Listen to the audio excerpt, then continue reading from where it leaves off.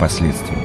Для этого мы собрали все данные о глубине, объеме озера, его уровне над равнинами и городами Средней Азии и отправили все эти сведения в Москву, чтобы просчитать модель развития событий в случае прорыва сореза. И вот какой ответ мы получили.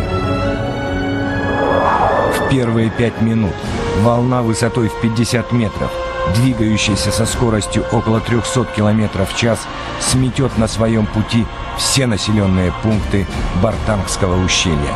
Через 10 часов 30-метровая стена воды обрушится на равнинные районы Таджикистана, неся с собой сель и камни общей массой в несколько миллиардов тонн.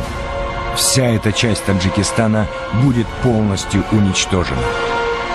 Дойдя до Шаартуза, селевая река раздвоится. Один рукав пойдет по Каракумскому каналу до города Мары в Туркменистане, другой двинется далее по Амударье и затопит все прибрежные земли Узбекистана до Арала.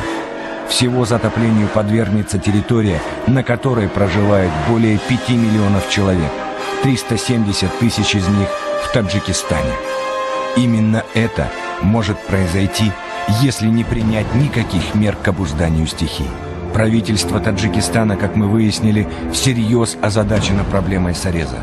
Но ему требуется помощь международных организаций, чтобы предотвратить возможную природную катастрофу, которая может оказаться одним из самых страшных стихийных бедствий 21 века.